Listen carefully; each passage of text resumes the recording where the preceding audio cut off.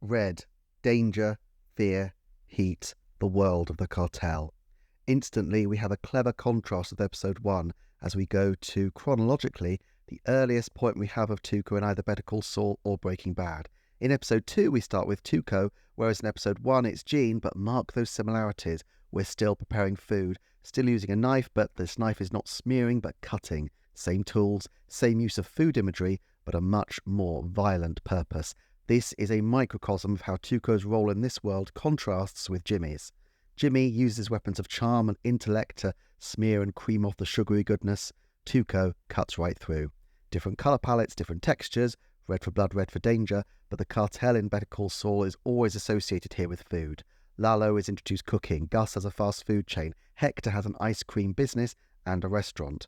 And now as we come out into Tuco's living area, there are lots of little details to appreciate, from the cross on the wall to the cactus on the table, which just gives some details to what Abuelita's life is like. There's a lovely little detail where the skater bumps his head on the chandelier. Light as ever reading in this show as electricity and danger, and it's kind of a signifier that this is not going to go well for them. Even the apparently benign features of this house are conspiring against them. Look at Tuco's clothes here. Tuco is dressed in Better Call Saul colours, just like Jimmy's Suzuki Esteem. But while Jimmy is yellow with just a hint of red, one replaced door hinting at a darker and more adrenaline-seeking nature, the sickly yellow of normalcy is draped over Tuco in the form of an apron which barely covers the red underneath. Now, Jennifer Bryan, the costume designer, decided to pick out a shark t-shirt for one of these twins, which is absolutely perfect. This guy thinks he's a shark and yet has literally walked in to the Sharknado.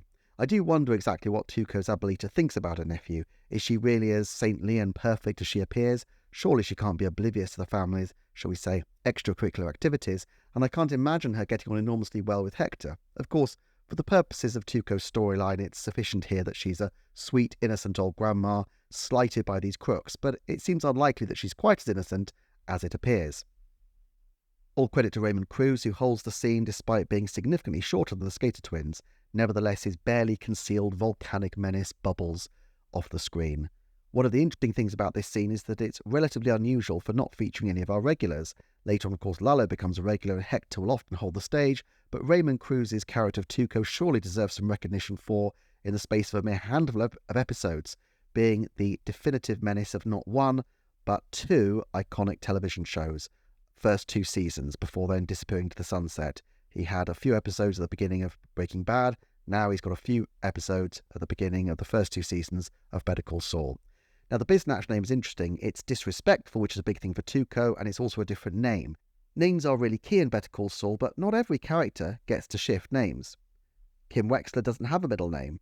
Names represent different personas. Tuco here has 2, the Mijo of the title, innocent and loyal, and Tuco Salamanca, the cartel crazy. Of course, he's also later dubbed Kingbreaker by Jimmy. Let's talk about the use of the old lady here in this show. So the treatment of the old is a huge running theme throughout Better Call Saul, which plays from the Sandpiper residence through to Marion in the show's final stretch. It's a concern that affects Kim particularly. It makes sense because old people can be wise and canny and also downright dangerous, but generally represent vulnerability. The showrunners could have gone with children or animals to showcase vulnerability, but let's be thankful they didn't. In particular, old people have a lot of reasons why they might come into contact with lawyers. There's also a kind of overarching respect accrued to them. Most of these characters have the rules of the game that apply in spite of everything, and respect for the elderly is one of those key rules. There's a mild symmetry here with Season 6 with the carpet about to need to be cleaned. It's not as horrific a head wound as the one Howard experiences in 607, of course, but the sign of criminality still remains a long time after the act has been finished. For Tuco, it's a mild irritation that is easily cleaned up, albeit not to his grandmother's precise specifications. For Jimmy, though, this is something truly horrific, and just like the spot of Howard's murder, it is the perfect focus for his attention, the blood-red mark being a terrifying signature of Tuco's murderous capabilities. There is also a mild comedy to this, that Tuco has so much patience with his grandmother compared to his men. Tuco's famous boxing gloves also get a chance to hang down here, and that's a brief reference back to Breaking Bad once more. Now, Tuco's about to do a phone call, and the phone call gives us the first reference to Nacho and his van. Of course, Ignacio Varga was referenced in Saul's debut episode in Breaking Bad, so this character was always going to be significant, but The writer's approach of going brick by brick, building up the episode scene by scene and making sure they weren't freewheeling too far ahead, but were grounded in the action and consequence of the characters, all of this made sure that Nacho's journey, it was a winding and uncertain one, even for the writers, although thankfully they stuck the landing, and I think it works really well. Now, the knock on the door that's about to happen is going to elicit a big sigh from Tuco. This is not Tuco's day. But of course, he also has this weapon out of sight of his abuelita. We're just constantly revealing more aspects of this character for people who have not seen Breaking Bad. Jimmy is interesting here because I don't think at any point he has a gun. There is one point in Breaking Bad where he reaches for a gun in his desk, but of course it's instantly removed from him and then pointed against him by Jesse. Incidentally, I mentioned in episode 1 the importance of the theme of gazing, of looking, and Jimmy makes clear here with the line, "I'm not sure if there's a situation where I should or shouldn't look you in the eye," that theme still applies here. Of course, right now as well, you can see him looking through the window, that idea of Tuco having a power to see what's happening to Jimmy, whereas Jimmy is unaware of the danger that he's in. That control over who is looking, of the person framing or lensing the scene, that power is given to Tuco. So Jimmy not having held a gun is something that's referenced again in 608 Point and Shoot, and while it could be a lie, it does seem quite possible that he's never actually had a gun before. Jimmy has certain violent urges, but this kind of violence is alien to him.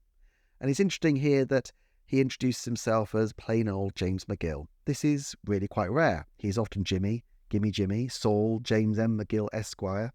How many times is he just plain old James McGill? Not that many. Obviously, this is the formal version of the name, and he wants that level of formality in this context, but I also think James represents the truest version of who he aspires to be. Yes, he's dissembling here as he hasn't really explained his scam in full, but it seemed like a happy medium point between the down-on-his-luck Jimmy and the faux Chuck James M. McGill Esquire. Appropriate that in 613, this is the last name that he calls himself. In court, he says, is James McGill. The stage of this scene is fantastic in terms of gaze again, so abuelita can see the stain, but not the gun. Jimmy can see both, but only because his attention is inadvertently drawn to it, and we get that amazing shot right down the barrel of the gun coming up. When there's a gun, it draws all the attention in the room.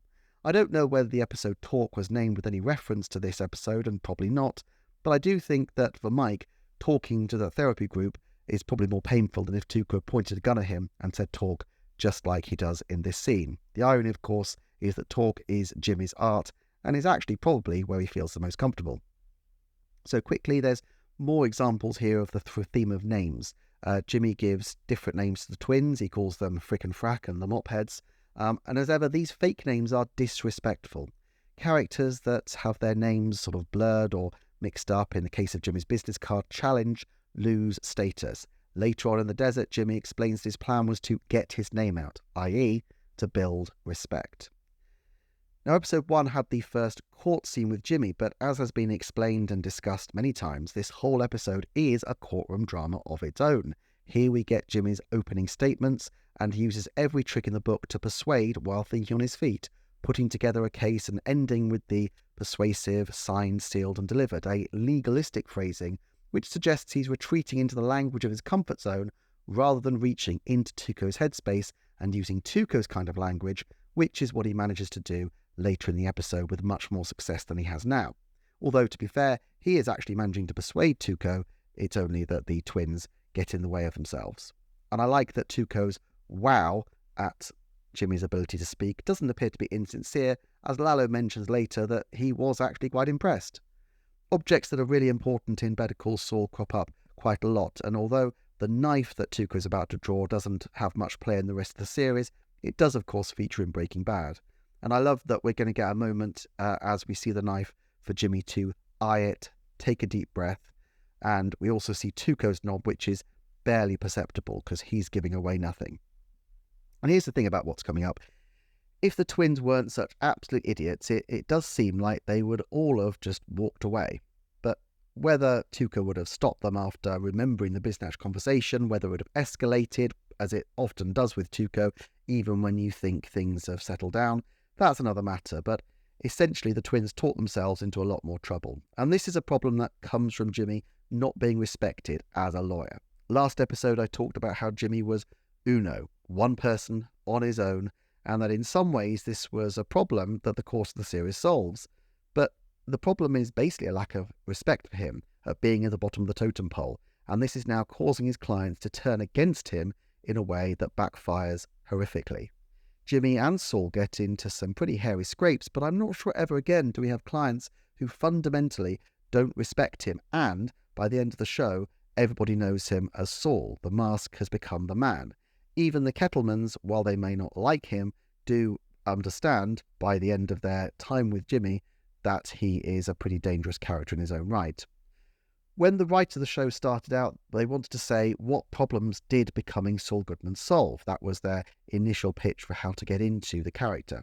And this aspect of respect is really key to what Saul needs and what Jimmy needs in becoming Saul. And it does really evolve throughout the course of the series. This scene becomes a visual metaphor for don't bring a knife to a gunfight, and we also get to enjoy the scene between Bob Odenkirk's theatrics and Tuco's deliberate slow movements. And we're about to get, of course, our first desert scene. I talked about the importance of water as a theme in episode 1, but as well as water, of course, the key counterpoint is the desert, a huge expanse that lacks water and so symbolically is desiccated of justice and what we traditionally think of as good. The landscape of New Mexico is another character in these shows, so vast, so beautifully rendered in these huge wide shots that the characters turn into tiny silhouettes on a vast landscape.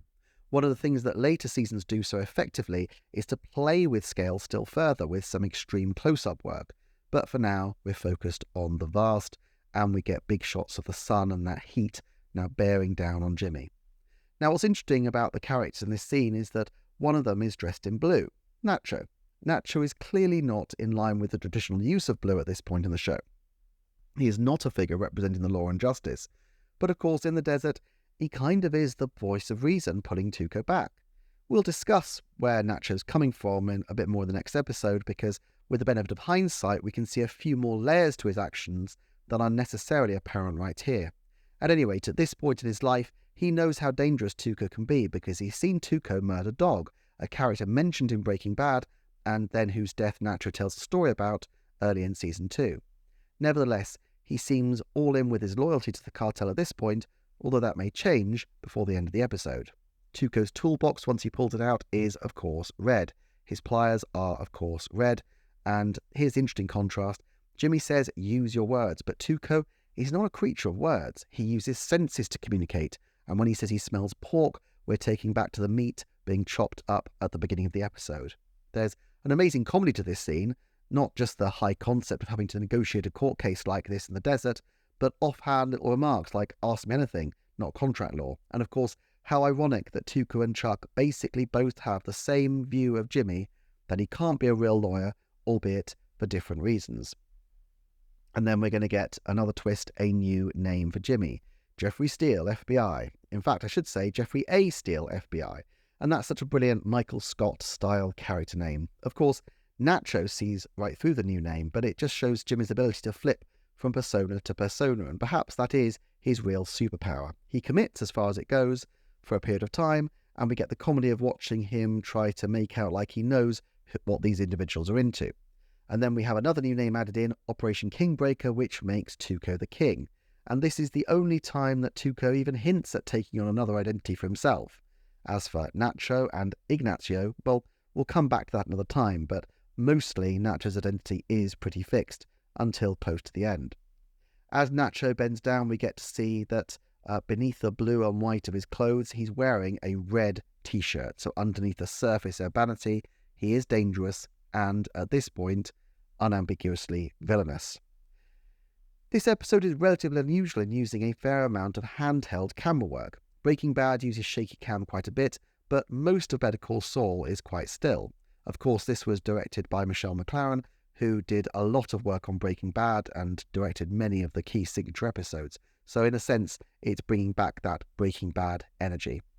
Here we have Jimmy framed literally between Tuco and Nacho, and there's a great comedy beat with Tuco thinking that the FBI might indeed hire the two Skater twins, which perhaps says something about his view of the FBI, or perhaps reflects his ignorance of the organisation. What's great about Nacho in this scene is that we establish very clearly who he is through this strong encounter with Tuco. He stands up to Tuco in a way that he arguably doesn't have to, applying common sense to the situation. This is not easy or even, let's face it, all that safe. Look at the way he absorbs the situation, thinks and responds. The lawyer giving respect becomes a key point, and Nacho uses James M. McGill's full name. And of course, the motto, "A lawyer you can trust," becomes so crucial as the series goes on, right up to the climax of the penultimate episode. What follows next is the complete inverse of what the Skater twins did when Jimmy was about to free them. Jimmy had the option to let the twins be killed, which would have been better for him on so many levels, but he chooses to intercede with Tuco and talk him down off, let's face it, what will be a particularly brutal murder. This is from a man who will ultimately shrug off murder as a trip to Belize. Now, of course, Jimmy being the last person to see these two alive and potentially being involved in criminal investigations around their death would not be a tremendous thing for his business, but ultimately I still think Jimmy plays as quite heroic here. The extent to which Jimmy becomes comfortable with murder is never entirely clear, and it's a small aspect of friction between the two shows that Better Call Saul seems to be significantly more muddy on Jimmy's capacity to murder compared with the more murder-happy presentation in Breaking Bad. Now, we do see Gene flirting with murder twice in the final run of the show. But here, though, Jimmy has that chance to be heroic, and I have to say, who else would be this brave in this moment? There's a sense that Jimmy understands his superpower, understands that he has an ability that nobody else has, and can use it. When Tuco says skin him like a javelina or wild boar, it's another reference to cutting up meat and to pigs, a recurring theme for Tuco. And now we see that Jimmy has finally got into the mindset of Tuco. Their insect is an animal metaphor. That's where this apex predator lives. Now he goes for empathy based on the Abuelita, creating a story perfectly designed to evoke the sympathy of this grandmother-loving sociopath. And then he moves on to characterizing Tuco, tough but fair, all about justice. This is how Jimmy starts reframing the situation, thinking again about how gaze is controlled, and then look at Jimmy's body language in his discussions with Tuco. The way he uses fingers back and forth, and the way Nacho, surely the best people watcher on the show, is watching, and as well, of course, as the twins. All eyes are now on Jimmy. Jimmy is right in the centre. And I love the reference to the Code of Hammurabi. Although he will know it from his legal training, I like to think that Chuck referenced this in a conversation with Jimmy previously. We often see Jimmy take on characteristics or turns of phrase from character encounters, and although we haven't seen it yet, I like to think there's a little bit of Chuck facing down this monster in the desert. What's notable about this scene is that while Breaking Bad had quite a lot of violent content, this is not a major feature in Better Call Saul. It's possible to imagine a version of this show where the cartel element doesn't come in until much later as Jimmy breaks badder and badder, but I think the show plays fair with the audience, and particularly, of course, the audience not familiar with the progenitor show. This allows everyone to get a bit of a sense of where the show is going and the kind of content that will follow in later seasons, and that seems fair enough to me. Now, Jimmy here is called Holmes, yet another name, but this time Tuco does not appreciate it, and while partly this is the disrespect and the insubordination towards Tuco, I think calling Jimmy by this familiar name when Tuco is treating him as an equal probably also strikes the wrong chord. And I think what's so impressive about Michael Mando in this whole scene, but particularly in this section coming up, is how restrained he is. He's watching this thing which is incredibly violent and disturbing, and yet he remains masterfully still. And you can look at Jimmy's use of hands here as he goes into full lawyer mode. We had Jimmy at the mercy of the traditional urine-like courtroom utterly failing. Now we see him in the desert in the most desperate situation of his life so far, and yet he's absolutely thriving, in control of himself. As he later says, the best lawyer ever, and he knows it. I'm not sure Chuck would quite say it like that, of course. Now, what's interesting about the Salamancas is that while they are ultraviolet sociopaths, a major part of their role in the show is seeking justice, albeit justice by their own lights. Hector arrives seeking justice for Tuco because his sentence is too harsh. Lalo wants to uncover Gus's plot. Tuco wants justice for his Abuelita, and later for Mike bashing his car. Their version of justice is completely different from anyone else's, but they do serve as a dark thematic mirror to the idea of justice in the legal world of the show. And look how James McGill, has turned himself from a put-upon victim, tied up and begging and going through every name under the sun, to being respected enough to ultimately earn a handshake. Now, Nacho notably does not join in with the violence. He watches expressionless, and, in many ways, he's still a true mystery at this point. A lot is said about how astonishing it is that Ray Seahorn didn't win awards for this show, and that is certainly true, but Michael Mando is another performer who is just absolutely gripping here, even when he's apparently given quite little. And the words shut up, from Tuco that's going to come up as he delivers his justice just shows that words really don't mean much to Tuco, and yet somehow Jimmy has talked Tuco down. Just going to take a quick pause to thank everyone for watching, and also to say that if you've got any comments, I would love to read them, and also, of course, if you want to like or share or subscribe, that would be fantastic as well. One thing that I will say is that although I'm trying to keep track with the episode so that you can watch it live alongside, sometimes I've got particular things to say more about a later scene than the scene that's on currently at the moment. So I apologise if I'm sometimes a little bit out of sync with what's currently being shown on screen if you watch live. However, in theory, if you key up your episode and queue up the commentary, you should be able to watch them roughly in sync so that you'll see what's happening. And if I've got it right, then hopefully I'll show you most of the time, a little bit ahead of time, the key things, the key items to watch out for. So this is going to be the last that we see of the twins for a while, and while I think that's a little bit sad as they were interesting characters, and most of the characters who were featured as small roles did actually manage to come back, particularly in the final season, of course, not everyone can come back, and the twins really had no reason to cross paths with Jimmy again after this first disastrous encounter. I do wonder, though, what happened to them and whether they managed to mend their ways or whether they just went back to their old scamming life. It would be an interesting reflection to see how they compare with Jimmy in this sense, and also I wonder whether Saul ever found a use for them in his Breaking Bad career. So as we see the last of the twins pretty soon, it's clear that we're going to see a different kind of scene. Now, if you go back to some of the behind-the-scenes material about episode 2, it shows that the scenes coming up were reframed and reconsidered, and I'm not quite sure how well they work now.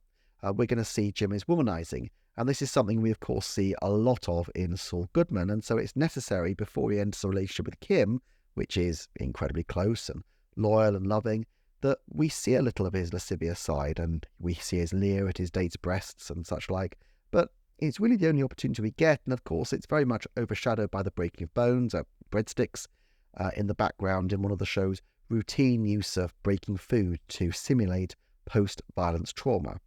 The juicer, of course, serves a similar role in episode 509. And in a way, there's another echo of Gus's very final scene, where the violence of Jimmy's lifestyle really blocks any opportunity to form a bond here.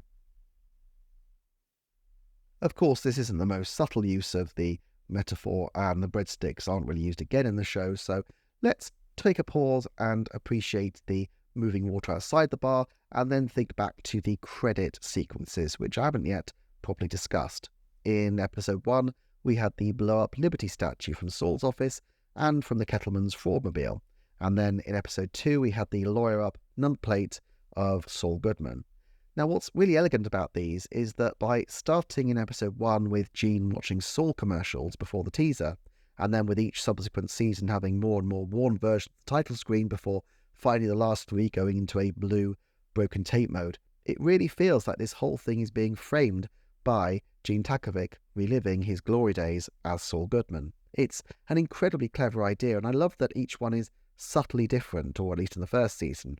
After that, they reused them, and presumably that was to represent another playing of the tape. But they're each quite interesting, and it's worth discussing them as we go by. Of course, the lawyer up is iconic for people who watched Breaking Bad, but actually it's only the very final season. It's episode 1 of season 6 where we actually see the lawyer up number plate, and even then only very briefly. As it turns out, while the timing is a little vague, I'm not quite sure how much time has passed for Gene for him to fully wear those tapes out. Gene's arrest seems to happen only months after Breaking Bad ends, but still that gives plenty of time for Gene to watch those tapes to death. Now, coming up after this scene, we've got a brilliant moment from Chuck where he checks an iron is dry by flicking some water, which instantly steams up. Now, water is that metaphor of respectability, turning steam into heat, and of course the heat is represented by the desert. So again, that scene is a little microcosm of the story that the show is telling. We've got the respectability of Chuck representing water, exposed to the extreme heat that is Jimmy, and ultimately, sadly, evaporating.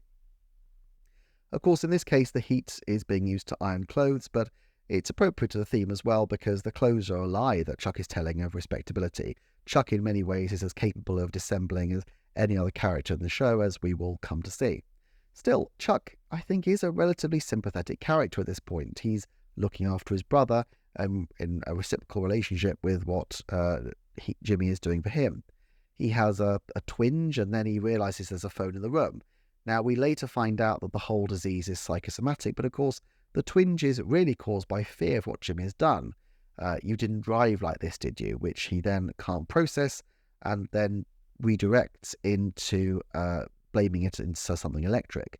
And sure enough, ta-da, he finds something with electricity to blame. But the fact that he was looking probably was triggered more by the issue with Jimmy, the fear of that illegality, the fear of what could Jimmy have been doing, and that then caused him to search for a cause. Now, we're going to look at the contrast here between the literal violent threat of Tuco and then Chuck struggling, comedically even, to deal with a tiny mobile phone. It's ironic, but of course it feels as real to Chuck as, the situation with Tuco did to Jimmy in many ways. And it's interesting that Michael McKean has the threat radiating out from his arm. We also see musical cues in this scene, which let Chuck zone back into normal, and then of course we get the medical care bill, which allows Chuck to play detective. We also get to see that Chuck has a nice blue kettle because, of course, his coffee would be in the colour blue. And the debut of one of the most important items that is going to come in the show, the space blanket. Now, my psychology is a bit rusty, but one of the terms from Freud I always loved was the idea of cathexis, the idea that objects become imbued with the emotional quality by people. Gilligan and Gould are absolute geniuses in this show at giving emotional investment to inanimate objects in a way that pays off for both the viewer and the characters, and the space blanket becomes a great example of this. Space blankets keep heat from sapping out, but they also reflect heat and light away. It's perfect for Chuck, who just wants to be insulated from the effects of his brother, effects that, on some level, he fears he wrought upon the world, whether by freeing him from the Chicago sunroof charge or perhaps by being absent and, let's face it, pretty apathetic during the younger years. We'll look a little more at the timeline of Chuck and Jimmy next episode, but clearly they were not as close as children due to significant age difference, and in fact it seems that Jimmy was only born after Chuck left home. The space blanket becomes a real symbol of Chuck's insanity, though, as time goes on, and I think it's really effective the way that Jimmy sees that, registers it, and understands it. We see that reaction to the space blanket, particularly in episode 508, Bagman, and that's something we'll talk about later on. Now, the framing of the scene once Jimmy and Chuck start discussing does have a little bit of a symmetry with the end of this season. Jimmy leans forward and Chuck sits back in judgment, and it's reflective of the chimp with a machine gun sequence that comes in episode 9. But there's a similar quality to it, of course, but although it's actually in reverse, Chuck is here using his detective skills to uncover something about Jimmy, just as Jimmy later uncovers the truth about Chuck. And by the way, all credit to the colour consistency because, as we see in a second even, the emergency room bell is pink for danger. This shows that even though it looks like it could be quite innocent, Chuck sees the danger in it because, of course, it reminds him of slipping Jimmy. And what's great about the scene is that Jimmy instantly sees through Chuck's BS when he says, "Take off the space blanket, I didn't do anything wrong." And I just can't emphasize enough how important I think this particular scene and that particular line is. Later on, there's some ambiguity in the hospital in episode 4 about the degree to which Jimmy believes Chuck and understands what's causing his delusions. But to me, this line makes clear that Jimmy always knew that he was the cause of Chuck's symptoms, and this has simply become a fact between them, and Jimmy knew that he could never address it, one, because Chuck would never admit to it, and he seems quite adamant in his explanation that it was the phone, and two, because the confrontation would probably be too painful. Jimmy, a lot of the time, does suppress issues with Chuck. He doesn't really talk about Chuck, or even admit to having any emotional feelings about Chuck, throughout pretty much the whole of seasons 4, 5, and 6. But Jimmy does see Chuck for what he is. Does Chuck ever truly understand himself? That's a question I think we'll need to grapple with scene by scene, as it's really fascinating, but I think there's room for interpretation either way. Certainly the pain and reluctance of Chuck taking off the blanket in this scene suggests that on some level he knows what is happening, but he's also in such deep denial that in his head, or on some level, he could rationalise this as only humouring Jimmy. Now, I'm just going to say, as Jimmy exits this scene in a second, there's a bust on the shelf. If anyone knows who it is, I'd really be interested, so please pop a note in the comments, because I'm wondering if it's something that's been added in by the set decorator with a particular thought in mind. As I say, every detail in this show is so sweated over, so although it seems like I may be massively overanalyzing scenes, I think a lot of this is something that, all these minds that have gone towards making this show have spent a lot of time really considering and sweating over to make it consistent, to make it right. Now, as the scene's going to end in a bit, we're going to see the light and heat outside burning down on Jimmy. A little bit of a mirror of the scene in the desert where the eye covering comes off and he sees the glaring sun. For Jimmy, in with Chuck, that's the dark. That's where he's protected to some degree from the burning light, and Chuck particularly has shut himself off from this burning light representing that criminality, that heat. But Jimmy is going to return outside to the heat. Chuck, though, well, we're going to see that he's going to return to his space blanket, and this shows Chuck dissembling to some degree with Jimmy, because he's making Jimmy think maybe he's a little bit better than he is. But it also shows the audience that this is not something put on for show. He seems to genuinely believe he needs the blanket, and the movements he makes are fast and decisive, almost reflexive. Chuck is another one of those fascinating and multi-layered characters the show does so well, and we'll come back to him a lot more in later episodes. So we're going to have a short scene that is coming up, which just shows Jimmy's motive at this point is, as Lalo puts it later on, just make money. And we're going to see another iconic scene that is a callback later with "It's showtime, folks," delivered not to a crowd, but to himself in a mirror of a bathroom, which has soap that literally looks indistinguishable from urine. Like, watch out for it, because I hope that soap is a prop and not actual soap, because if it really is that colour, then that is just incredibly grim. And Jimmy's tie is going to be gold. Now, gold for money, or gold because he's now blending into this sort of urine-soaked environment, that's not entirely clear. And, of course, we're going to get one of the all-time great montages in a show that is absolutely lousy with amazing montages. We're going to see some of Jimmy's clients. We're going to see how he shows a great deal of patience, certainly more patience than Chuck, or for that matter Tuco, and we're going to see a good amount of Bob Odenkirk's humour injected into the situation. And of course we're going to meet the iconic Bill Oakley, along with his line "Petty with a Prior," and he's an amazing character who develops a lot more over the course of the show.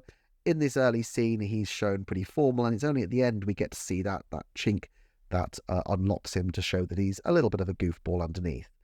His comedic timing is absolutely top-notch, and I'm so glad that Bob Odenkirk highlighted to the producers that he was doing really well and should come back, because I think Oakley becomes one of the all-time great, memorable characters of this show. And I kind of would be interested to see whether or not on Ray Seahorn's new show with Vince Gilligan he managed to find a role. Now, as I say, Oakley looks a little bit slicker, a little bit more officious than the slightly bumbling character that we later see, but of course he's ultimately bribed with snacks. So we've got that idea of a pompous character who ultimately is a little bit hypocritical. This fits in perfectly with Jimmy McGill's view of the world, that everyone is on some level bribable, everyone has their price.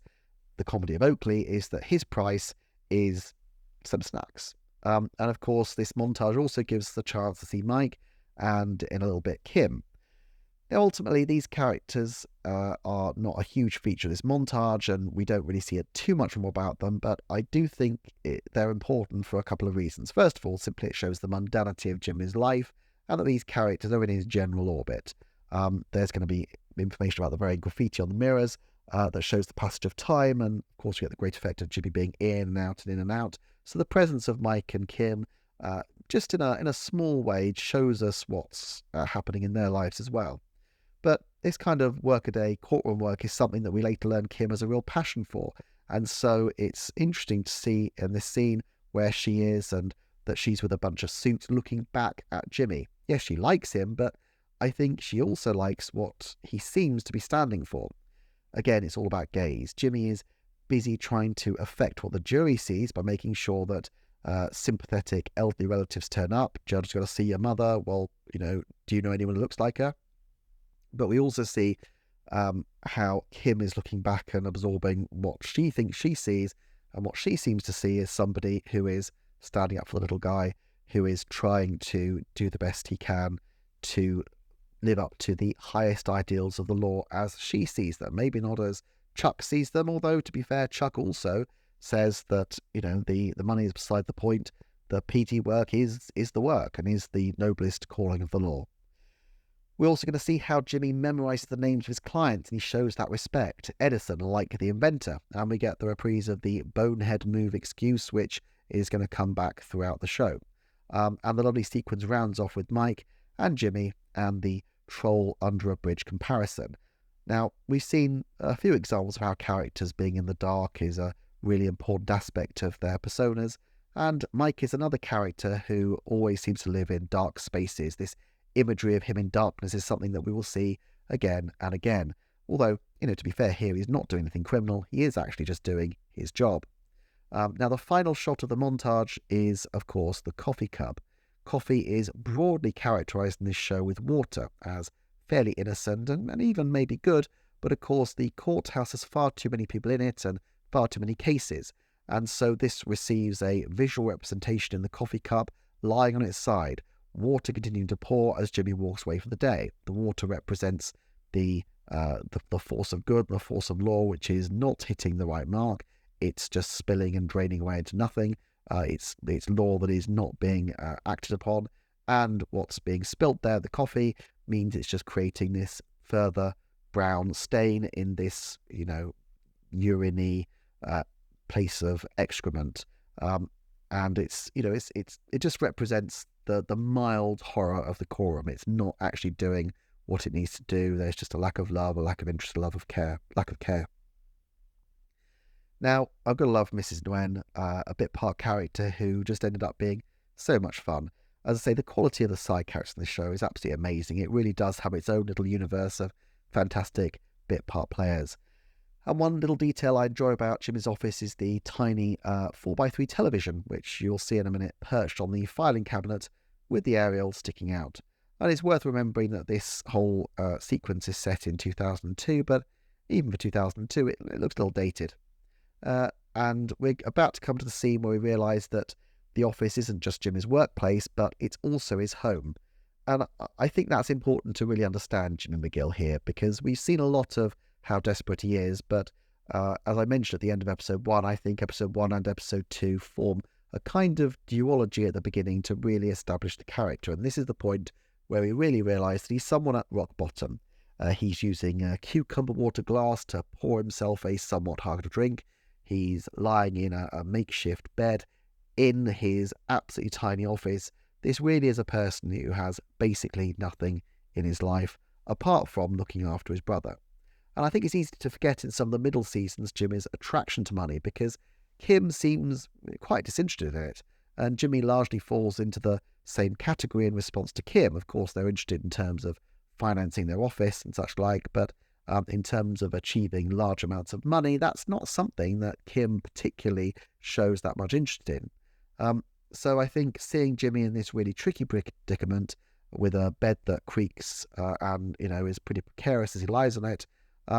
Also remember that Jimmy canonically has a bad back. None of this can be doing him any good whatsoever, and it does show why he finds the money so tempting later on. Of course, the major reason why the money is important for him is because it is the currency which shows that he is a winner. Now, the surprise and delight that he's going to show when a customer emerges is, of course, going to be incredibly short-lived, but we will see him putting on his best tie, and you'll notice in there's going to be a good amount of blue for respectability, and of course then he's going to see Nacho. So here's the thing about Nacho. We hardly ever see him smiling or laughing, and yet at the beginning of this scene he's genuinely tickled. I think he enjoys Jimmy, and he also must enjoy having the upper hand in an encounter which, let's face it, is something Nacho almost never has again throughout the entire run of the show.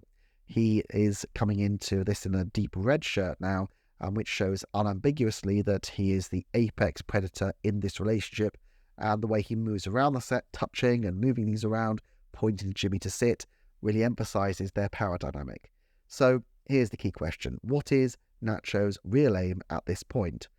On the surface, it's just greed. As he says, he wants to rip off the Kettlemans and make a big score. He's a thief. That's what he does. But of course, as we later learn, Nacho has been looking for an exit strategy for his father. Is he still looking to get out of here, or is this simply a case of the money being too good?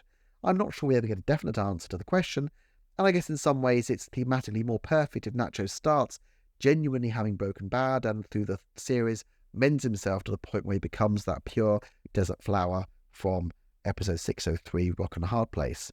But I do like to imagine that, at least to some degree, there was a decent motive behind Nacho's actions here, and that even at this point, there's a sense of him needing to turn good. At the very least, Nacho is clearly a very different beast from Tuco. I think the description Vince Gilligan gave to Michael Mando was that this is a character who would not use a sledgehammer to swat a fly or something like that. But we definitely see here that he understands that the predicament the thieves find themselves in, and of course the line, thieves have no recourse, that argument is one that Jimmy finds himself echoing back to the Kettlemans in a later episode, one of many, many things that Jimmy will take from other characters and reuse in his constant shifting of personas. Now he's also willing to negotiate about money with his finder's fee. Again, this is a relatively urbane approach to crime. Nacho is not the kind of hardened criminal that Tuco presents, but clearly he is in very deep with the cartel. Now, Nacho is another character who's going to laugh quite scornfully when Jimmy goes, "I'm a lawyer, not a criminal." The first of multiple people, even within this season, that when Jimmy claims righteousness, is going to throw it back in his face. Mike does it later in the season. Of course, Chuck does it most dramatically in the chimp with a machine gun scene. But I like that Nacho is constantly reassessing the situation. He's looking, he's judging, he's looking, he's judging. Now, we also get the "you rat, you die" threat. This is something which doesn't play so much into this episode, but is a pretty important part of the next episode. However, it really comes back in season 6, where Kim is the one who throws back to Jimmy, do you want to work for the cartel, or do you want to be a rat? This, of course, is after there's some pressure from the district attorney onto Kim to try and push Jimmy into turning evidence over. Now, it's interesting that in that episode it's Kim who mentions the term rat, and I wonder if this choice of language was initiated by her, and that suggests that that would be something from her background, or whether she knew from a discussion with Jimmy previously what Nacho had said. Either possibility is interesting, but it's never really confirmed in the show where she gets those particular choices of words from. Now we're going to end with a matchbook being thrown down with a number on it, and again this is a lovely object that acts as a visual metaphor for the show. The blue, dare I say, ham indigo blue outside, but inside the match is yet to be struck, and a number which represents the potential striking of those matches. Clearly, taking the cartel's work is not something Jimmy will do for another 4 seasons yet, but it is an unlit match which is going to ultimately burn bright through the course of the show. I'm also going to get the first mention of the game, which is a really interesting concept that this show develops quite a lot. Jimmy denies that he's in the game with "I promise," but even the audience at this point is given a hollow laugh. This is a sense that, there's a desperate struggle at the heart of Better Call Saul. Can you ever really rise above what people think of you and become better? Or do people always inevitably see in Jimmy what Walt sees in him in the finale, someone who was always like this? So the concept of the game really represents this idea of fairness and of decency against Jimmy's idea of being able to change from persona to persona to persona. He is always looking to hack the system, to hack the game. But there are characters like Mike and Nacho who say, look, these are the rules and this is what you must follow. And that balance between, having a fixed persona, having something that you can be a lawyer you can trust, and also being able to dodge and dive and achieve what you want is a constant tension throughout the run of Better Call Saul. And this is something that, you can see different characters come down on different sides on. Even in Breaking Bad, Mike and Jimmy develop a really strong tension. The fact that Mike threatens Jimmy causes him to react in a pretty harsh way to Mike and not want to have him included, until Walt basically tells him to grow up and get over it, that Mike threatens people several times before breakfast. In the next episode, then, we're going to really delve into Nacho, but also we're going to have a look at the history between Chuck and Jimmy, because this is going to be something that is really starts to be explored through the use of flashbacks. In the meantime, thank you so much for watching. If you have any comments, please add them below, and please like and subscribe, and also please share with other people. Other than that, I will see you again soon. Take care. Have a good day.